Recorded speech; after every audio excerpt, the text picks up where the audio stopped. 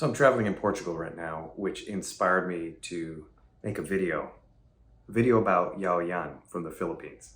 There's actually no connection between the two other than they both start with P, but that's enough for this video. So let's go. This is a deep dive into Yaw Yan. Pow pow, inside fighting, yeah, dangerous martial arts. Pow pow, ooh ah. Is that a good intro or weird?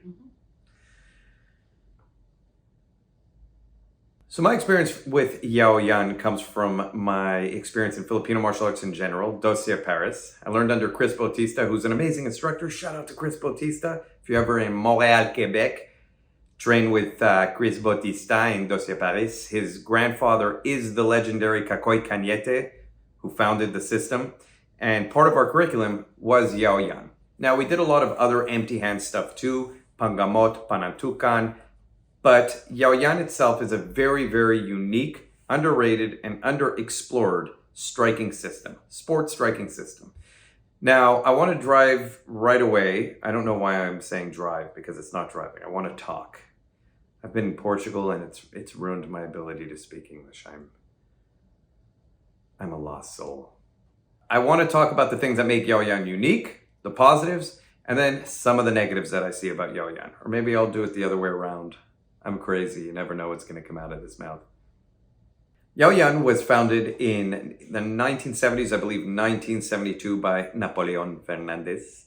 And it's a very unique martial art in the sense that it took a lot of what was in Filipino martial arts, in Eskrima, the empty hand movements, and brought them into a striking combat sports system that could rival things like Muay Thai, like American kickboxing, Savat. So it's just its own Filipino form of kickboxing that has some things about it that make it very, very special. So let's right away look at some of the things that make it special. Number one, that very influence of Filipino martial arts. The empty hand movements in Filipino martial arts, I've said this before, are inspired by machetes, bolo striking, right? Bolo meaning machete.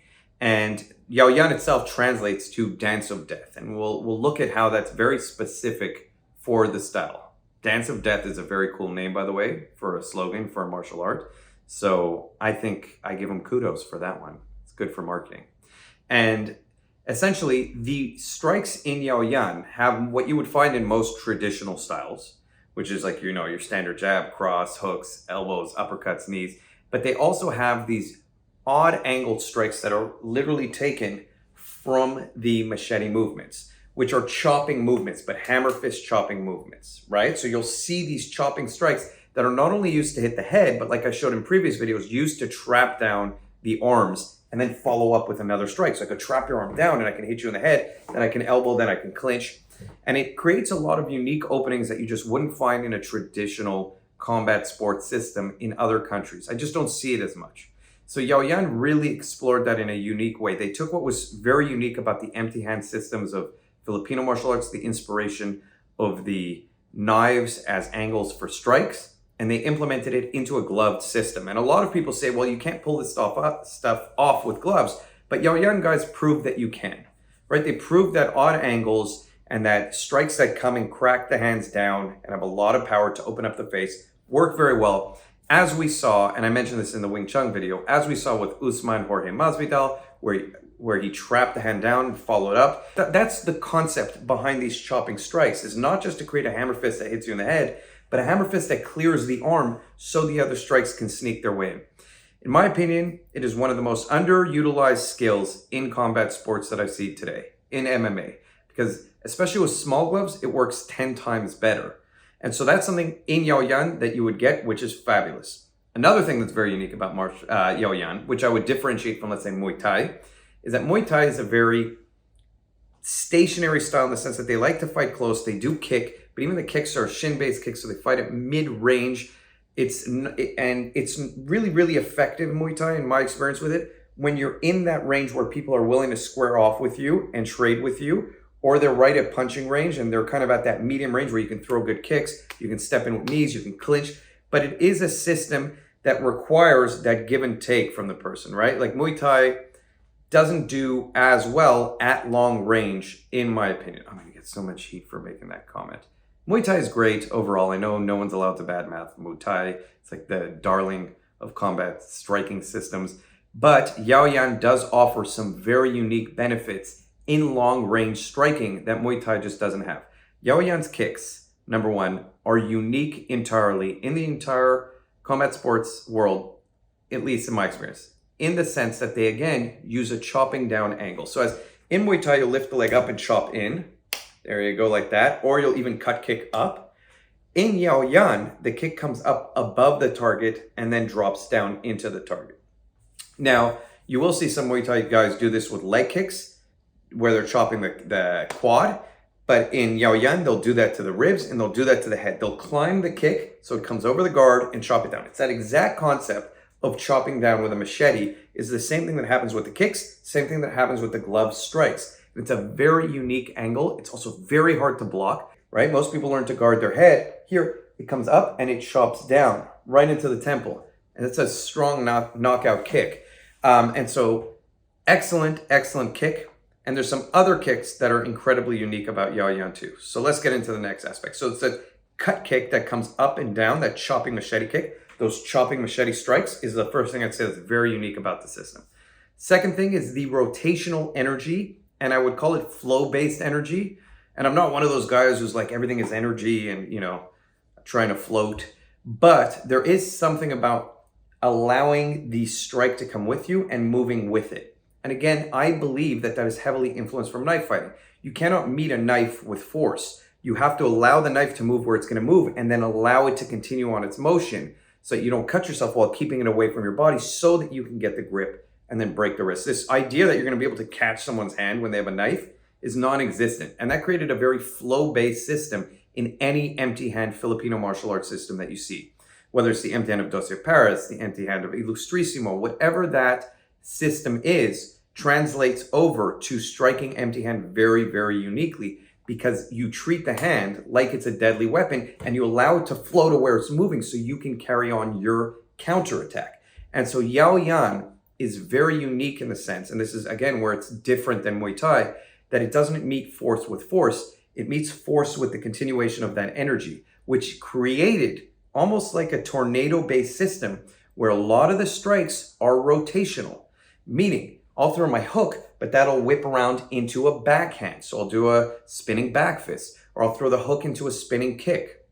And so you'll see in Yaw Yan, especially in the fights themselves, that these guys are turning rotational energy at each other, and it creates a lot of torque. It's very hard to stop. It's kind of like that.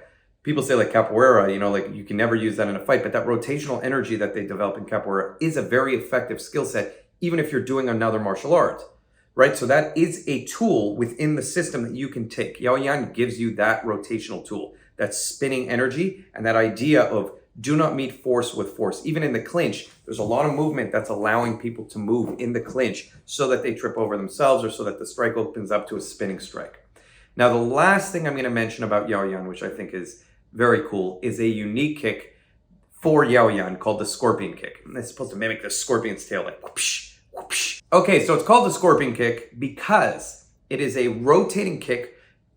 Think of it like a spinning back kick, but the leg does not fully extend. It stays relaxed and bent and sneaks its way in from such close proximity right under your chin. It is such a devastatingly underrated kick. It causes a lot of damage and you just don't see it. I'm a huge fan of what I would call vertical strikes. I think one of the most, again, second underrated thing that you see, and I've researched this, you look at a lot of the strikes that knock people out, they're the strikes that the person didn't see, right? If the person sees the strike coming, their body instinctively defends it. Even if they don't get their hand there in time, they tend to roll better, they tend to tuck better. These small micro movements are the difference of a knockout and not a knockout. That's why a lot of people say, oh, it looks like the guy didn't even get hit hard. He's faking it. No, they're not faking it. They didn't see the strike. And when you don't see a strike, a sucker punch is a very effective tool at knocking people out, right? It's why you see so many knockouts in street fights and they happen less in like that first strike in MMA or in boxing because your body's prepared to get hit. Now, if you look at the scorpion kick, it is designed to be invisible. It is designed to be face to face with someone, circle to the side, allow your body to turn and sneak its way up like a scorpion's tail. I don't know how that's related to a scorpion's tail, but in my mind it is right now. So accept it. And it cracks you right under the chin. This area is one of the few areas that you really can't see strikes. It's why uppercuts and the straight kick to the head, which has become popularized ever since Anderson Silva and Lyoto Machida pulled it off, taught by Steven Seagal, master of the universe, apparently, is so effective, again, at ending fights. And the scorpion kick works in the same way. It's just even harder to see, and it's even less used. In other words, people don't know about it, people don't see it, and so when you do it, it works. It is very, very sneaky. It's a very scary kick. So those are three things. I think Yaw Yan is a system that should be heavily explored for combat sports. Even if you train Muay Thai, you train Kyokushin, you train, I said Savat earlier, so now it's on my mind. Maybe I'll do a video on Savat if people want it. So just write in the comment section below, is that what you'd like to see?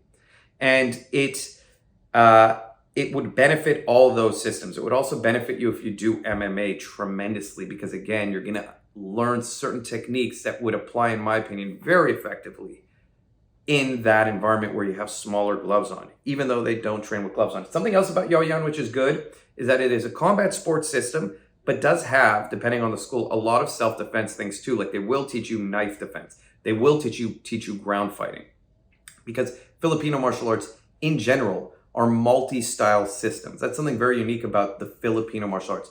It's very rare you find a Filipino martial art that just teaches you how to use a stick, right? Like you look at Sayok, Cali guys, all the Cali guys, right? Pikiti Tirsa, Illustrissimo, Dossier Paris.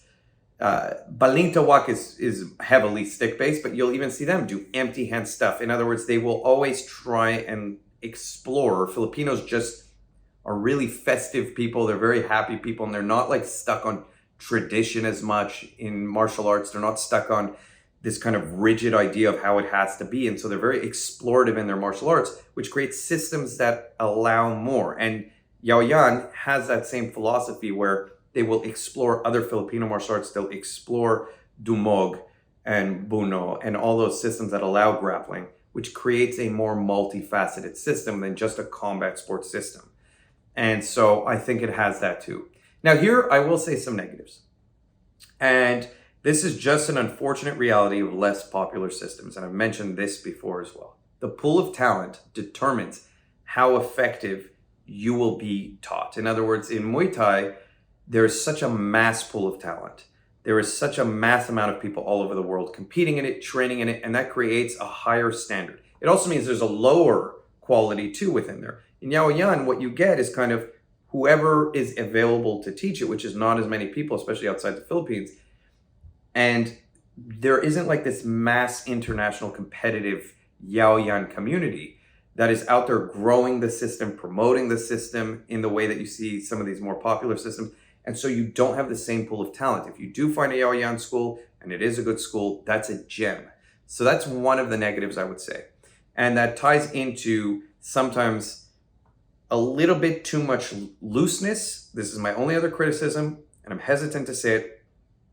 When there is too much spinning and too much looseness in your movement, it can leave you open to be caught. It's one of the, again, the beautiful things about more tight systems is that statistically in a fight, if you look at a street fight versus a combat sports fight, and this is something very important, my goal is completely different in self-defense than it is in a combat sport. In a combat sport, at least most fighters, you look at the guys once they reach the top level, like Georges St-Pierre, Anderson Silva, what you start seeing in their careers, Adesanya, what you start seeing in those careers when they reach gold is that they're, after a while, protective of their place. But as they're climbing, you see that they're willing to exchange, they're willing to get in the pocket, and that's what makes a fighter exciting, to get the knockout, to cause damage. Their goal is to win. That is the difference between a combat sport and self-defense. In a combat sport, if I come out and I didn't hurt you at all, but I didn't get hurt at all either, that's a victory. That is actually the best case scenario. This idea that the best case scenario is I break your arm and your jaw, but I didn't get hurt. No, there's liability, there's legal issues after that, and this guy might just come and stab you on the street a week later because, or however long it takes him to recover, because you destroyed his ego, which is something that actually happened to someone in my community who was training Filipino martial arts, who hurt a guy, and then 6 months later, that guy saw him walking with his girlfriend, stabbed him, and stabbed his girlfriend. He survived, and his girlfriend died. So in any self-defense situation, I'm very, very passionate about this. The goal is to neutralize the threat, yes, and we're all tough guys and we're like, just kill him, just do this. But no, the best case scenario is if I can come out protecting myself, but also minimizing damage to you, right? And so Yaw Yan, in its very concept, is a very combat sport-based system, and it will have all that spinning stuff, which is our higher risk moves, and would not translate as effective to self-defense. That doesn't mean it's not effective for self-defense, it just means it's not the primary focus of the system. Whereas if you look at other Filipino martial arts or even some other striking systems, they are more self-defense oriented. That's it. That's my negatives. Those are not really negatives. You just have to look at what a style was created for, which is one of my biggest pet peeves in martial arts. People look at a style and they think it should like solve everything, the world's problems. It should bring peace to the Middle East. No, that's not the goal of martial arts. Each martial art has its place. And even when I'm critical of martial arts, there's always a gem in every single martial art that you could take, and it can make your game better overall. And you just have to find that singular thing in that style. So even when I'm bashing a style, I guarantee you, as bad as, as harsh as I was on ninjutsu, and I have, the ninja hate mail, that there's still good in there that I could take from that system and apply into my game that someone else might not have seen. And so Yaw Yan has so many positives that it's very hard for me to speak negatively about it. So if you like this video, that's all I'm going to say about Yaw Yan. I'm done talking about the system. Please like and subscribe. I'm a huge fan of Filipino martial arts, but I'm a fan of martial arts in general. So write in the comment section below what martial art you'd like to see me talk about, or even a fighter. If you find there's a cool fighter and you'd like me to do a breakdown on them, because I really want to start doing that. But again, like and subscribe or I will find you. The ninjas have written me that they're willing to do my bidding now. So you must beware, or you too will feel their wrath.